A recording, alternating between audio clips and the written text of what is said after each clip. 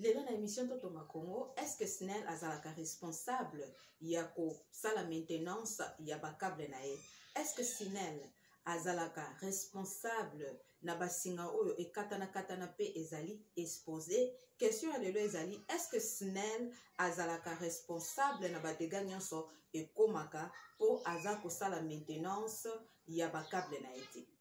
Coucou, bonjour, na bandeko nyonso bozolanda vidéo. Comme na la chaîne ministre de la vérité na présentaka émission Totonga Congo. Lelo na émission Totonga Congo tozolobela irresponsabilité ya SNEL na biso. Ya liboso tokoloba ke biso nyonso touti kotala biso nyonso tomona ki bandeko oyo ya matadi kibala ndenge batu balamuka ki na tongo bakei koteka câble singa ekatani kuna likolo. Mboule betaki bato ebele bakufi, je crois plus de 25 personnes bakufi, et ba famille oyo bana oyo mibali oyo ba perdre ba maman na bango, ba tante na bango, ba leki na bango, ba grande sœur na bango. Et ça là qui motema pasi po mutala muka ki na tongo akanisa ke na ke koteka na luka mo muke pona liesa libota na ngai, mais parce que SNEL na biso azali irresponsable bato o bakufi. Bato bele bazolo bake balobaki balongola bato place wana ya koteka. Total vrai problème. Place ya koteka numéro 1 bato bakoma koteka na se ya saute mouton. Donc elingi kolobake gouvernement ou bien gouverneur azosala musala na ete parce que eza musala na e kozala sûr que bato bazoteka place o esengeli na bango bateka. Tozonga na likambo ya SNEL. Est-ce que SNEL na biso asalaka maintenance ya bakable na ye? Est-ce que SNEL na biso alandelaka asalaka maintenance ayebake côté oyo câble eza ndenge nini toza na besoin kobongisa ngo? So totali na ba pays développé, ba pays sérieux toloba, eza très important kosalaka maintenance ya basinga. Câble ya courant ou bien basinga courant ekoki kozala jamais exposé. Na mboka na biso ndio tozomona ba mbula esalaka ba dégâts. Mbula ekoki komata ti ekomi na makolo ya mutu, na genou ya mutu. Donc elingi koloba nini? Tango tozosala tozotonga ba câble ou bien tozosala ba câble ya courant, il faut ezala likolo ekoki ozala na sete. Tango nakendaki Congo na 2021 tozotambola na nzela ozomona ke basinga courant pe ba câble ya courant eza exposé na ba quartier mususu. Na balopango ya bato ozomona ke courant déjà même place oyo ebombaka basinga courant eza ya kofungwama basinga ekatani mutu moko azosala maintenance nango te, mutu moko azolandela ngo te. Tozotambola na nzela na cousin na nga bato ozomona bato bazotambusa bazoloba boke bakote wana courant singa ezalaka exposé kote wana so boleki kote wana bokangama na courant. Mais musala ya SNEL eza nini na tango azosala maintenance ya basinga na ete? Est-ce que SNEL atambolaka na ba commune nyonso na ba quartier nyonso kotala kosala maintenance kozala sûr que basinga na ezali exposé te? Numéro 1 bato o baza kotonga, comment fait-il bokoki kozwa câble ya SNEL eza côté oyo pardon,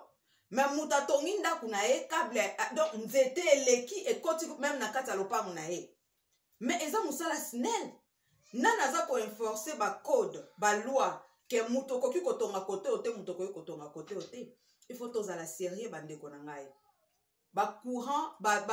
câble ya courant mingi ezali exposé na Kinshasa parce que SNEL asala musala na ye na kosala maintenance te. So pe totali problème o bato bele bazora courant te. Est-ce que ba câble wana est-ce que muta yaka même SNEL atinda ba même muto atala est-ce que ba câble eza connecté? Mingi to mona ba câble et c'est katana eza exposé. Eza na gouvernement na biso à prendre charge, à landela makambu nyonso, à landela SNEL bandeko na nga zambala liboso na problème à SNEL te. Et je suis sûr aussi que mingi na bino bozana kin bokoki okanga ba photo bozolakisa ba câble courant o c'est katana o eza exposé o eza la mabele ke mbula soki ebeti muto leki kote wana okangami na courant. Batu combien basi bakangama na courant? Pays responsable SNEL o azali responsable asalaka maintenance pe alandelaka kozala sûr que ba dégâts boye ezosalama te. Mais soki SNEL azosala maintenance na ye comme il faut, azolandela kota la place bato bazotonga, azotala ke mutu câble ekoki kozala kofungwama te kolandela bamapango ya bato ke câble na bino ya courant eza na balabala mais nani eza ya kofungwama batongi yango na se makasi singa ya courant yaya mai na courant batambolaka nzela moko te me mbula soki ebeti bato ifo baevite bavandaka na balabala wana bakotambola na quartier wana te bakoki koleka kote oyo te mpo singa courant eza wana mutu alandelaka yango te mutu asalaka maintenance te me nani azolandela SNEL kozala sur ke SNEL azosala mosala totali SNEL ndenge apesaki asalaki déclaration na ye ntango bandeko ya Matadi Kibala bakufi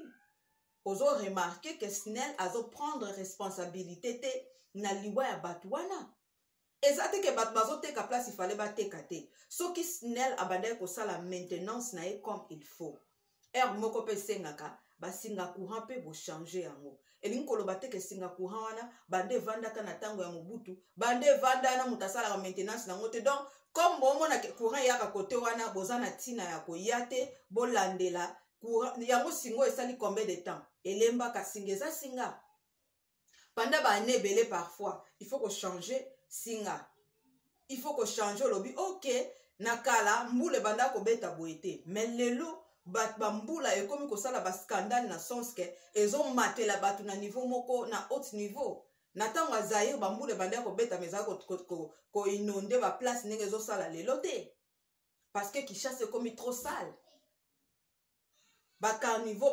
baterase okwakwa lelo etondi bapoubele na niveau moko ke mbula soki ebeti eza na place ya koleka te ezotonda donc ezomata ti likolo mais so botonga botya câble ya courant na se olie ezala likolo mais ntango mbula ebeti eke donc mai ya mbula etouche câble wana mais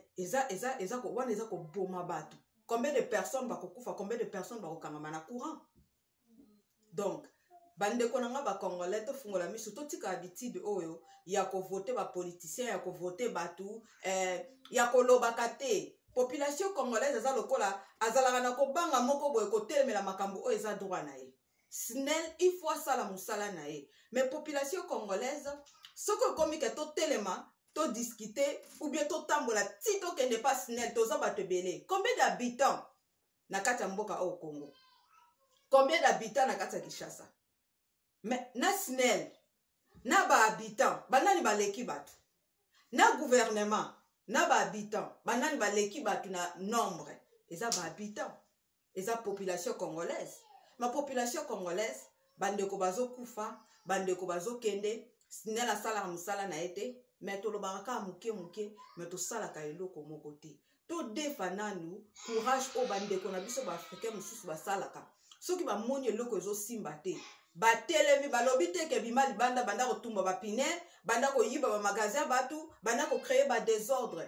botelemi boyokani bokei engulupa na bino na haut niveau botondi babalabala bolobi lelo nde lelo vraiment SNEL okolukela biso solution il faut koma koya na bakartier na biso na bacommune na biso kosala maintenance ya basinga na yo parce que eza population te mutu akosala maintenance mais ezali SNEL